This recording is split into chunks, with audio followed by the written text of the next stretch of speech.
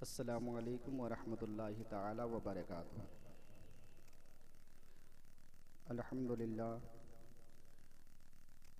अल्हम्दुलिल्लाहिल्लज़ी तसरीफ़ुल अहवाल व तख़फ़ीफ़ुल अस्क़ाल वस्सलातु वस्सलामु अला सय्यदिल हादीन इला महासिनिल अफ़आल। अम्मा बअद फ़अऊज़ु बिल्लाहि मिनश शैतानिर रजीम। बिस्मिल्लाहिर रहमानिर रहीम। इन्नस्सलाता तन्हा अनिल फ़हशाइ वल मुनकर। सदक़ल्लाहुल मौलाना अज़ीम व सदक़ बल्लगना रसूलुहुन नबियुल अमीनुल मतीनुल मुबीनुल करीम व नहनु अला ज़ालिका लमिनश शाहिदीन व शाकिरीन वल्हम्दुलिल्लाहि रब्बिल आलमीन।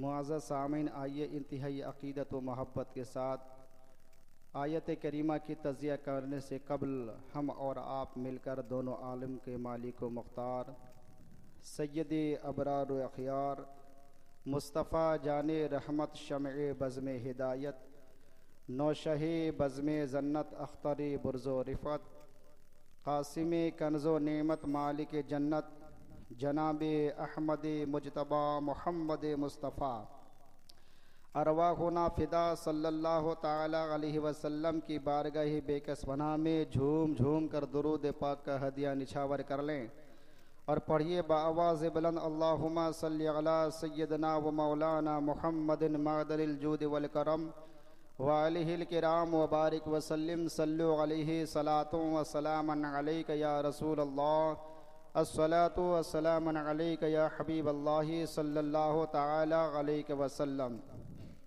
बंदे परवरदिगारम उम्मत अहमद नबी दोस्त दार चार यारम ताबे औलाद अली मजहब हनफिया दारम उम्मत हजरत खलील खाक पाए गौसे आदम ज़ेर साया हर वली।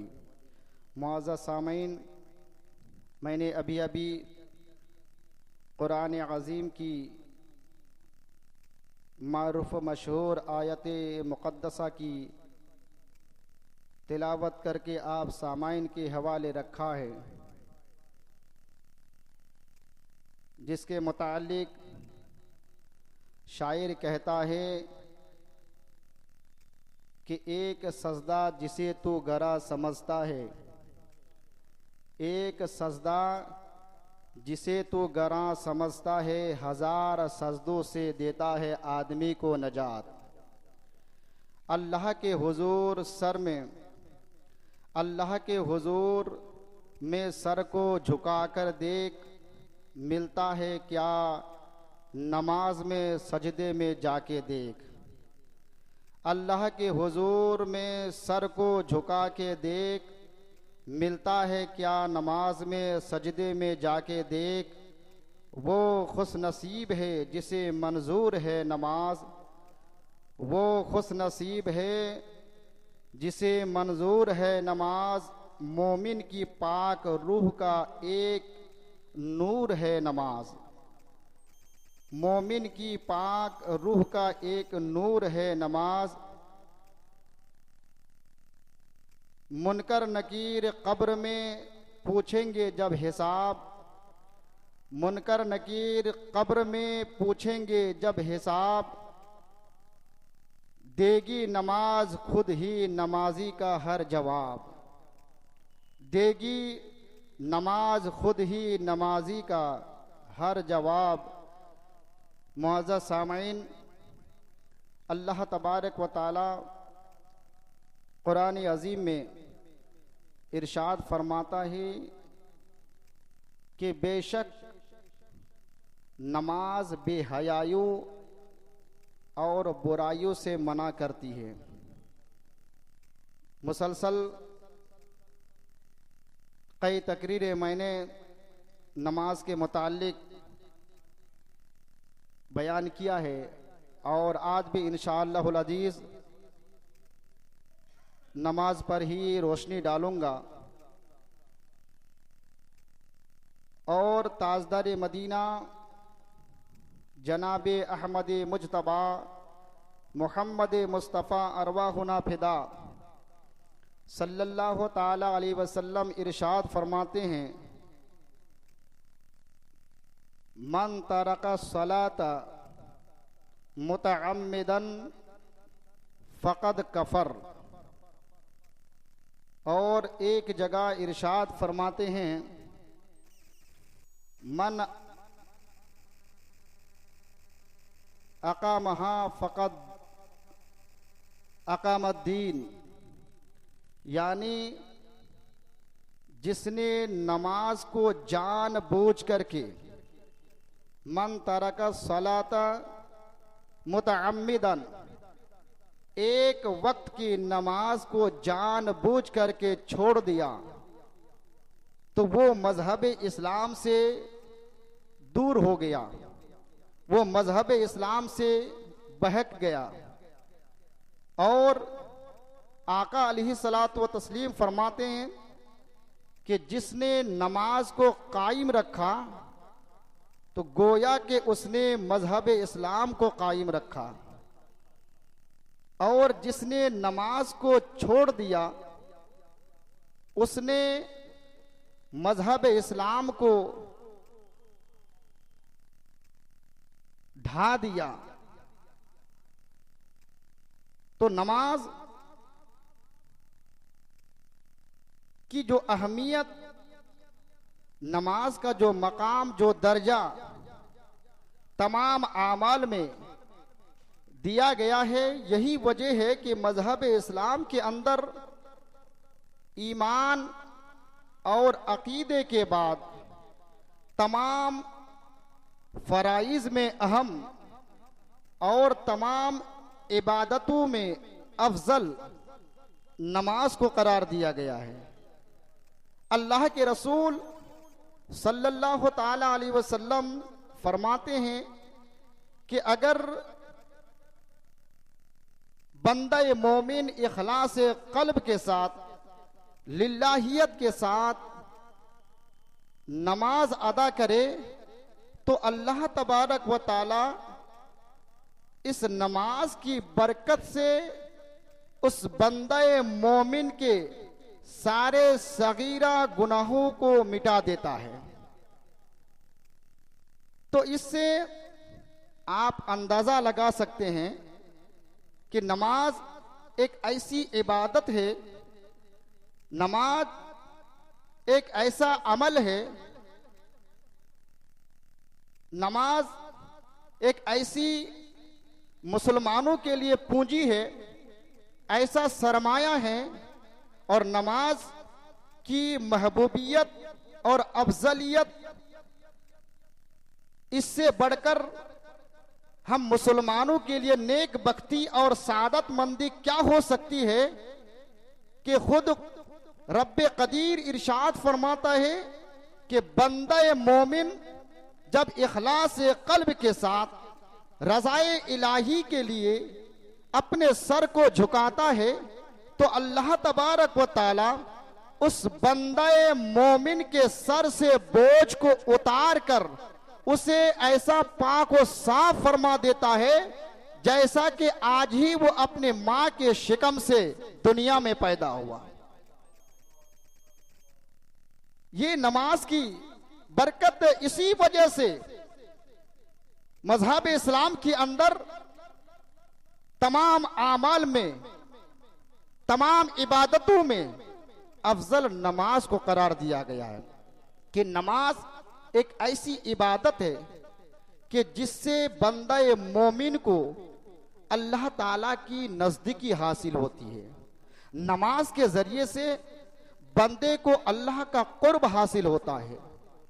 और नबी पाक साहिब औलाद सल्लल्लाहु ताला अलैहि वसल्लम इरशाद फरमाते हैं कि बंदा अल्लाह का कुर्ब, अल्लाह की नजदीकी उस वक्त सबसे ज्यादा हासिल होता है बंदे को जब वो बंदा हालत नमाज में वो सर्ब सुजूद होता है।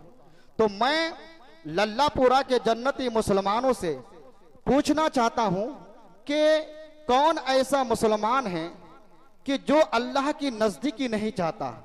कौन ऐसा मुसलमान है जो अल्लाह का कुर्ब हासिल नहीं करना चाहता? कौन ऐसा मुसलमान है जो अल्लाह के कुर्ब का मुतमन्नी नहीं है? कौन ऐसा मुसलमान है जो अल्लाह की नजदीकी का आरजू नहीं रखता? मैं तो ये समझता हूं, यकीन की पूरी कुव्वत से कहता हूं, छोटे से लेकर के बड़े तक, बड़े से लेकर के बूढ़े तक, हर एक मुसलमान की ख्वाहिश यही होती है कि किसी तरीके से हमें अल्लाह का कुर्ब हासिल हो जाए, अल्लाह की नजदीकी हासिल हो जाए, अल्लाह हमें अपना मुकर्रब बना ले। मगर अफसोस की बात यह है कि आज हम मुसलमान नमाजों से कोसों दूर है। आज हम मुसलमान अल्लाहु अकबर नमाज को अपने पसे पुस्त डाल दिया है। हमारे दिलो दिमाग में नमाज का ख्याल नहीं आता। अल्लाहु अकबर, इधर मस्जिद में निदाएं दी जाती है, हय्या अला सलाह हय्या अल फलाह की सदाएं हमारे नौजवानों के कानों तक आती है, मगर अल्लाहु अकबर उस सदा को सुनकर हम मस्जिद की तरफ नहीं आते, बल्कि अपने काम में मसरूफ होते हैं। अल्लाहु अकबर, आपको पता है कि जिसने इस सारी कायनात को पैदा किया है, वो जो हमारा पालनहार है, जो सारी कायनात को रिस्क अता करता है, जो हमारा राज़िक है, वो कितना बड़ा मेहरबान है, कितना बड़ा वो रहम करने वाला है। वही मेरा खुदा फरमाता है अल्लाहु अकबर कि जब कोई बंदा मोमिन अल्लाह तबारक व तआला की बारगाह में, बारगाह बेनियाज में अपनी नियाजमंदी का नजराना पेश करता है और सजदे की हालत में जाकर के वो सुबहान रब्बियल आला, सुबहान रब्बिल आला,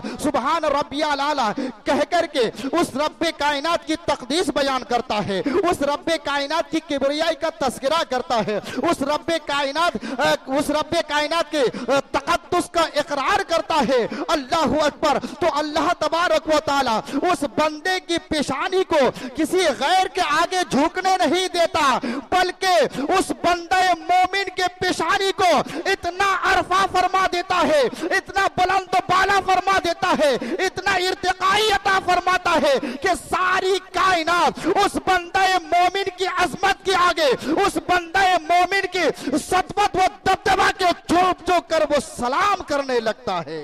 एक सजदा जिसे तू गरा समझता है, उम्मत मुस्लिमा ध्यान से सुनो, एक सजदा जिसे तू गरा समझता है, हजार सजदों से देता है आदमी को नमाज। नमाज मेरे करीम आका अलैहि सलातो व तस्लीम की आंखों की ठंडक का नाम है। नमाज ये फरिश्तों की पसंदीदा शय है। नमाज ये दिल के करार का नाम है।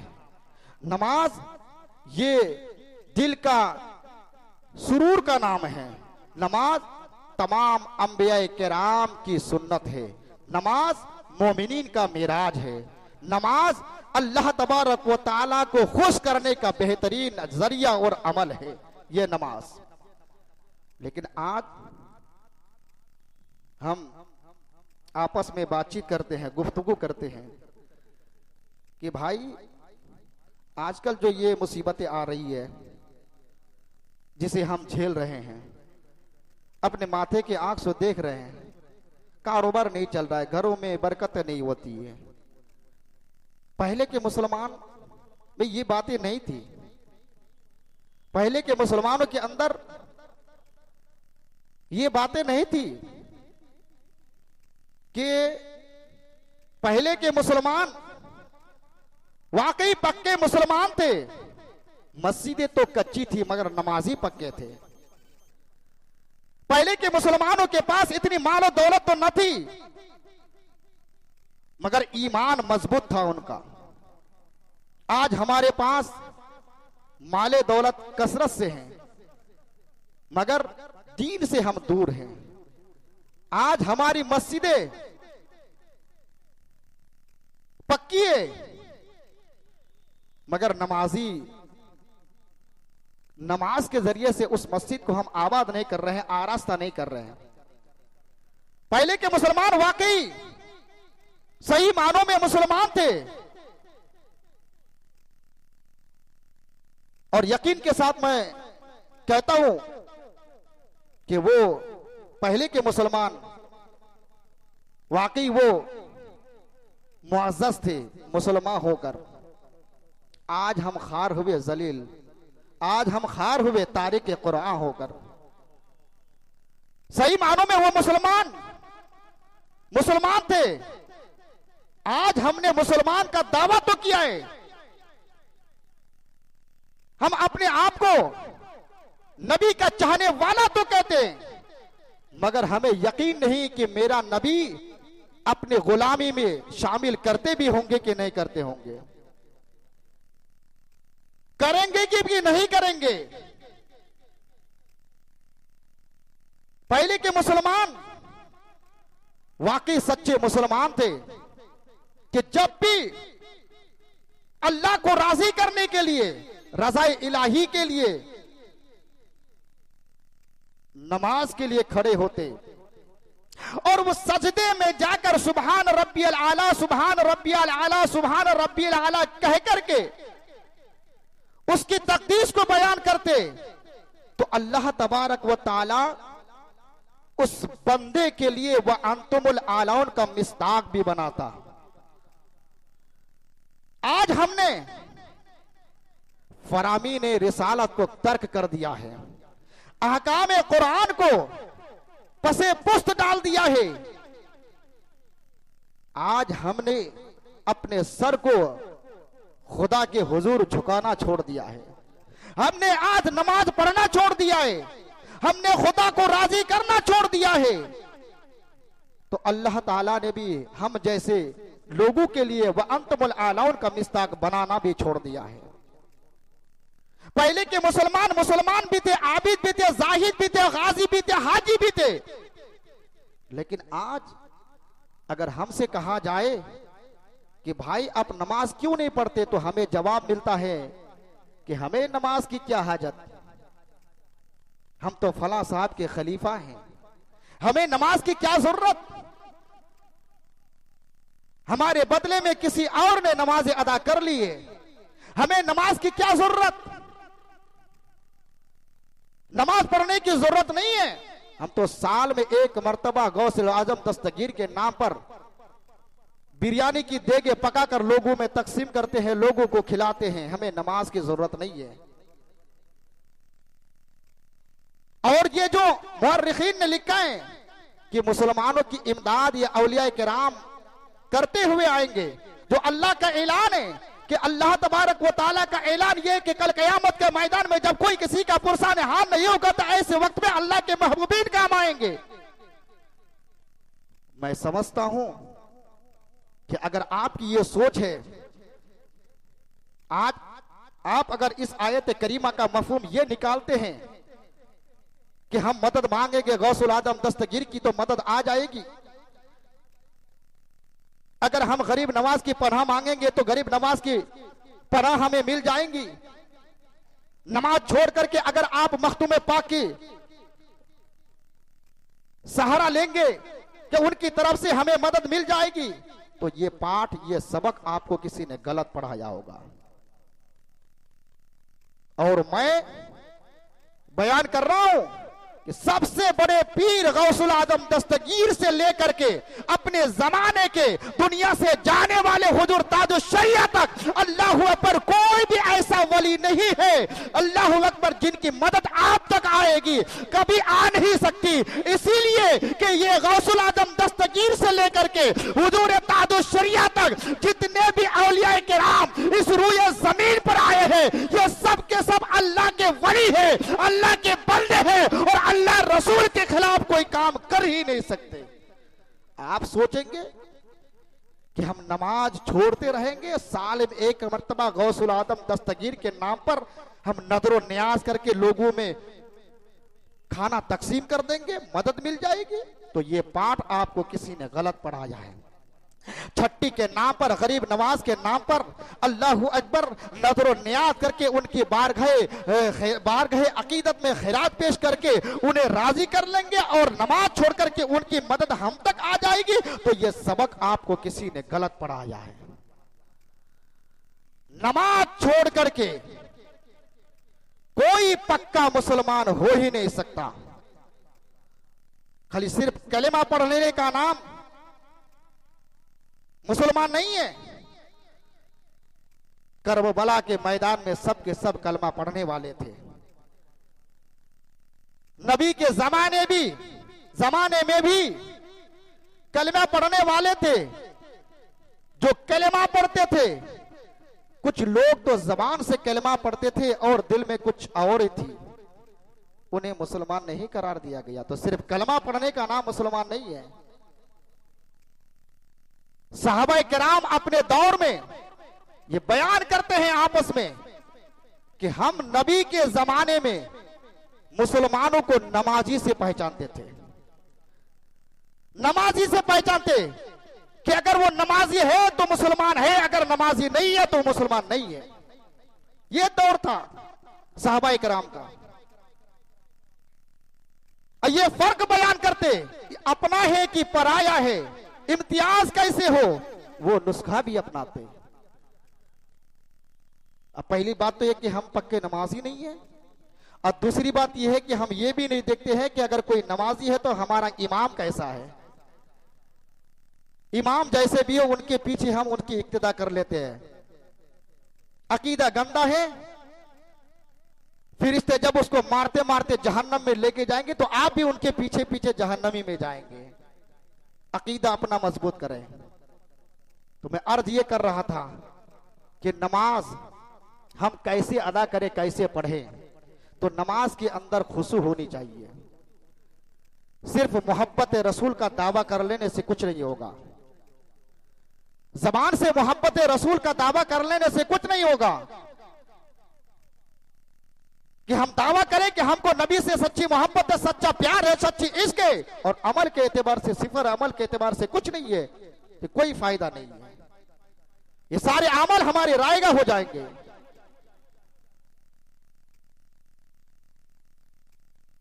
सच्चे आशिकों की पहचान तो यह है कि उन मुसलमानों के दिमाग में यह बात थी, नबी का यह फरमान था कि नबी ने फरमाया है कि नमाज मेरी आंखों की ठंडक है। नमाज मेरी आंखों की ठंडक है। इस इरशाद पाक को सामने रख करके पहले के मुसलमानों ने अल्लाहू अकबर नबी पाक सल्लल्लाहु अलैहि वसल्लम को खुश करने के लिए, उनकी आंखों में ठंडक पहुंचाने के लिए रातों रात फराइज और वाजिबात को छोड़ करके हजार नफले नमाज अदा करते। अल्लाहू अकबर। जो मजदूर किस्म के सहाबी थे, जो मजदूर किस्म के अल्लाहू अकबर अल्लाह के महबूबीन थे, ये सुबह सवेरे चले जाते और काम करने के बाद जब वापस आते तो फराइज भी अदा करते, वाजिबात भी अदा करने के बाद रातों रात अल्लाह के रसूल सल्लल्लाहु अलैहि वसल्लम को राजी करने के लिए, उनकी आंखों को ठंडक पहुंचाने के लिए नफले नमाजें पढ़ा करते थे। क्योंकि उन सब के दिमाग में ये बात थी कि आका अगर राजी हो जाएंगे तो मेरे अल्लाह भी राजी हो जाएंगे, अल्लाह भी राजी हो जाएंगे। अगर मेरे आका की आंखों को नमाज के जरिए से ठंडक पहुंच गई, मेरे आका के दिल में अगर सुरूर पैदा हो गया इन अमाल की वजह से, तो मेरे रब भी राजी हो जाएंगे। क्योंकि उनके दिमाग में ये बात थी कि खुदा की रजा चाहते हैं दो आलम, खुदा की रजा चाहते हैं दो आलम, खुदा चाहता है रजा ये मोहम्मद। हजरते राबिया बसरिया एक खातून है इस उम्मत का, एक औरत है। हजरत राबिया बसरिया कि इबादत का आलम यह है कि वो फराइज और वाजिबात को छोड़कर रातों रात 1000 रकात नफल नमाज अदा करते थे। 1000 रकात हर रात अदा करती थी, सिर्फ इस नीयत से कि ताकि मेरे करीम आका अलैहि सलातो व तस्लीम खुश हो जाए, राजी हो जाए। इस नीयत से इबादत करती थी ताकि कल क़यामत के मैदान में अपने गुलामों के आमाल को देख करके दूसरी उम्मत पर फख्र महसूस करें।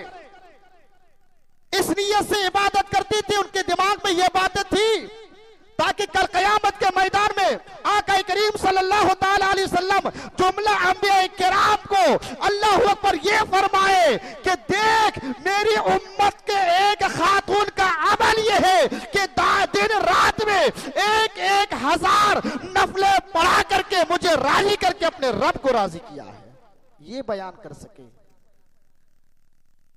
तो नमाज अफजलुल इबादत है, नमाज पढ़ा कीजिए। जो नहीं जानते हैं वो कोशिश करें। नमाज हर बीमारियों का इलाज है, हर बीमारियों की दवा है। जहां सवाब की बात है तो सवाब के एतबार से भी किसी अमल में ऐसी नेकी, ऐसा सवाब नहीं जो सवाब नमाज के अंदर है।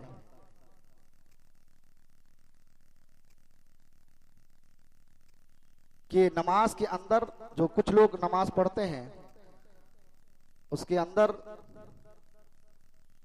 माशूमुलियत मेरे भी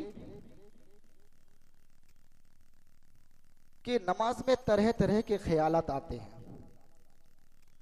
उससे बचने का आसान तरीका क्या है? सैयदना अबू बकर सिद्दीक रज़ी अल्लाह तबारक व तआला अन्हु से किसी ने पूछा कि नमाज जो हम पढ़ते हैं तो नमाज के अंदर हम खुशू कैसे पैदा करें?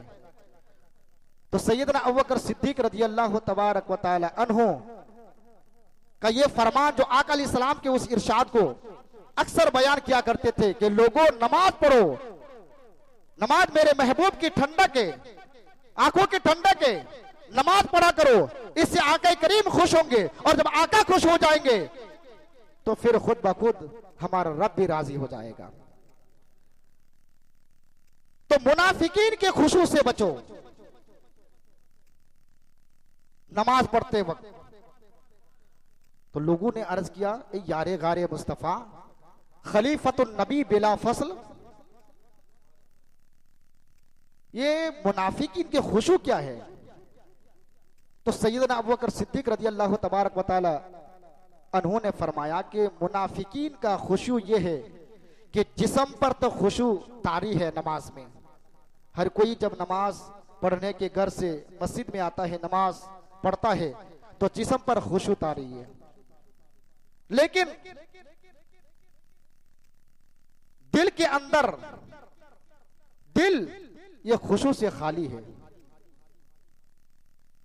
तो मुनाफिकीन की पहचान ये कि जब वो नमाज के लिए खड़ा होता है तो जिस्म पर खुशू तारी होता है और अंदर खाली होता है। ये मुनाफिकीन की पहचान है।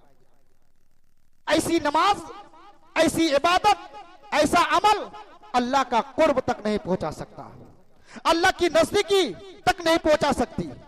और मुसलमानों का खुशू क्या है, मोमिनीन का खुशू क्या है? तो अबू बकर सिद्दीक रज़ी अल्लाह तबारक व तआला अन्हु बयान फरमाते हैं कि मोमिनीन का खुशू ये है कि नमाज के अंदर जिस्म पर तो खुशू है और साथ ही साथ जिस्म के अंदर अल्लाहु अकबर, दिल भी जब रब के हुजूर खड़ा हुआ है, दिल भी खशियत इलाही की वजह से लरज रहा है, कांप रहा है और अंदर दिल भी अल्लाह पर खशियत इलाही की वजह से कांप रहा है। ये मोमिनीन का खुशू है। ये खुशू पैदा करें। आजकल बहुत सारे लोग कहते हैं कि इमाम साहब कि आज हम नमाज तो पढ़ते हैं लेकिन नमाज में तरह तरह के वसवासे आते हैं, तरह तरह के ख्यालात आते हैं, बुरे बुरे ख्यालात आते हैं, तो अब क्या करें? तो आसान सा तरीका है, आसान एक तरीका है, ये किसी किताब में लिखा हुआ नहीं है। आसान तरीका यह है जो हमारे उलमा ने बयान फरमाई। आसान तरीका यह है कि नमाज का जब क्या कहते हैं, अल्लाहु अकबर से लेकर नमाज की आगाज़ी नमाज यानी अल्लाहु अकबर से लेकर के अस्सलामु अलैकुम व रहमतुल्लाह तक नमाज का पूरा तर्जमा याद कर लो। जो नमाजी लोग हैं और जो नमाज नहीं पढ़ते हैं वो नमाज पढ़ने की कोशिश करें। सूर्य वगैरह है, अभी भी वक्त है, आप याद करके पक्के नमाजी बन जाए। तो कहते हैं कि अल्लाहु अकबर से लेकर के अस्सलामु अलैकुम व रहमतुल्लाह तक पूरी नमाज का तर्जमा उर्दू में याद कर लो, उर्दू में याद कर लो। यानी इसलिए याद करो कि वो जो हमारा रब है, जो सारी कायनात का खालिक है, जिसके आगे हम अपना सर टेकते हैं, जिसके लिए हम सजदा करते हैं, अल्लाह अकबर जिसकी हम इबादत करते हैं, उस रब के हुजूर हम कह क्या रहे हैं ये भी मालूम होना चाहिए। कि नमाज के लिए जब हम खड़े होते हैं अल्लाहु अकबर कहते हैं तो अल्लाहु अकबर का क्या माना है? कहते अल्लाह सबसे बड़ा है, उससे बड़ा कोई नहीं है। अल्लाह सबसे बड़ा, उससे बड़ा कोई नहीं है। ये कहते हैं। उसी तरीके से फिर हम सना पढ़ते हैं, औजुबिल्लाह पढ़ते हैं, बिस्मिल्लाह पढ़ते हैं। तो ये क्या मतलब है? सना का क्या मतलब है? औजुबिल्लाह का क्या माना है? बिस्मिल्लाह रहमान रहीम का क्या माना है? सना पढ़ते, सना का क्या माना है?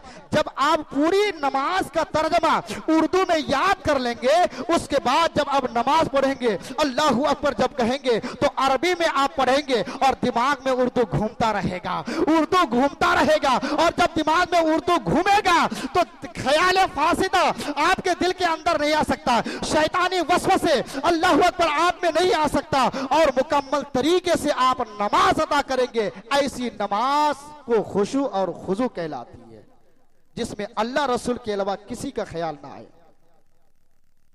हमारे आकाओं ने नमाज़ें अदा की है कि रवायतों में आता है कि राबिया बसरिया जब नमाज के लिए खड़ी होती, आपके खुद का बयान है कि अल्लाहू अकबर के बाद सना उस वक्त तक नहीं पढ़ती जब तक कि अल्लाह तबारक व ताला उस अल्लाहू अकबर को अपनी बारगाह में कबूल नहीं कर लेता। बहुत बड़ी बात है, ये बहुत बड़ी बात है। रुकू के बाद जब सजदे में जाती तो सजदे से सर उस वक्त तक नहीं उठाती जब तक कि अल्लाह तबारक व ताला के जलवों को वो आंखों से देख नहीं लेती। बहुत बड़ी बात है। वैसे तो आका करीम की हदीस है कि नमाजी जब नमाज पढ़ता है तो काबे और उसके दरमियान उसका रब मौजूद होता है। और आका अलैहिस्सलाम ने फरमाया अंत आबुदल्लाह का अन्ना का तरा। ये बहुत बड़ी मंजिल है। जब नमाज के लिए खड़े हो, अल्लाह की इबादत करो तो ऐसी इबादत करो और ख्याल ये रखो कि अल्लाह हमें देख रहा है। ये तसव्वुर, ये ख्याल होना चाहिए, अल्लाह हमें देख रहा है। अल्लाह तो देख ही रहा है, अल्लाह तो हमें देख ही रहा है। और आपको कोई बहका भी सकता है कि इस दुनिया में अल्लाह का